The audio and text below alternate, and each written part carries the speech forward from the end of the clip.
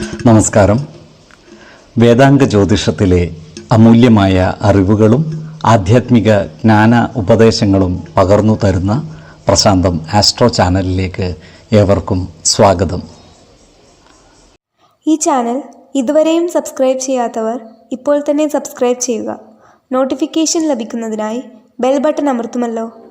ഒപ്പം channel like ചെയ്യുക, share ചെയ്യുക, കമൻറ്റ് ചെയ്യുക.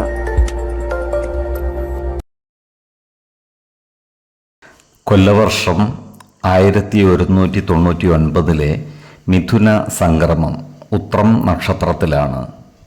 മിഥുനം 1-ാം തീയതിയിലെ ഗ്രഹനില അനുസരിച്ച് മേടം രാശിയിൽ കുജനും, എടവത്തിൽ സർവേശ്വരകാരകനായ വ്യാഴവും, മിഥുനം രാശിയിൽ ആദിത്യനും ബുധനും ശുക്രനും, കന്നിയിൽ ചന്ദ്രനും കേതുവും, കുംഭം രാശിയിൽ ശനിയും ഗുളികനും, മീനത്തിൽ രാഹുവും സ്ഥിതി ചെയ്യുന്നു. മകം നക്ഷത്രത്തിൽ ജനിച്ചവർക്ക് മിഥുനമാസം പൊതുവെ ഗുണഫലങ്ങൾ കൂടിയിരിക്കും. ഈ നക്ഷത്രക്കാരുടെ കർമ്മ മേഖലയിൽ കാര്യങ്ങൾ അനുകൂലമായിരിക്കും. ഈ നക്ഷത്രക്കാർ എല്ലാവരോടും വളരെ സ്നേഹപുരസ്സരം പെരുമാറുന്നതായി കാണാം. അതുകൊണ്ട് തന്നെ എല്ലാവരുടെയും ഇഷ്ടം നേടിയെടുക്കുവാനും ഇവർക്ക് സാധിക്കുന്നതാണ്. എന്നാൽ കുടുംബത്തിലും കർമ്മ മേഖലകളിലുമുള്ള അനാവശ്യ ഇടപെടലുകളും ഭാഷണങ്ങളും ഒഴിവാക്കി മുന്നോട്ട് നീങ്ങുവാൻ പരമാവധി പരിശ്രമിക്കേണ്ടതുമാണ്.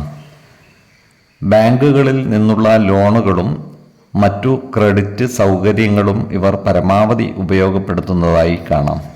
ഈ നക്ഷത്രക്കാർക്ക് മനസ്സമാധാനം കൈവരുന്നതാണ്. ഈ നക്ഷത്രക്കാരായ ഉദ്യോഗാർത്ഥികൾക്കും മറ്റു തൊഴിൽ അന്വേഷകർക്കും അനുകൂലമായ കാലമാണ്. സർക്കാർ, അർദ്ധ സർക്കാർ സ്ഥാപനങ്ങളിലോ മറ്റു സ്വകാര്യ സ്ഥാപനങ്ങളിലോ ജോലിയിൽ പ്രവേശിക്കുവാൻ ഇവർക്ക് സാധിക്കുന്നതുമാണ്. അതുപോലെ സർക്കാർ സ്ഥാപനങ്ങളിൽ താൽക്കാലിക അടിസ്ഥാനത്തിൽ ജോലി ചെയ്യുന്നവർക്ക് സ്ഥിര നിയമനം ലഭിക്കുവാനുള്ള സാധ്യതകളും കാണുന്നുണ്ട്.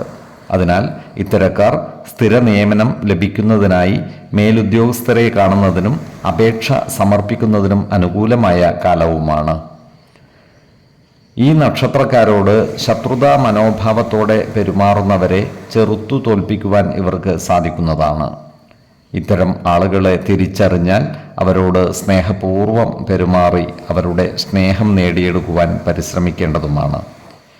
ഏതു ശത്രുവിനെയും സ്നേഹം കൊണ്ട് കീഴടക്കുവാൻ സാധിക്കുന്നതുമാണ്.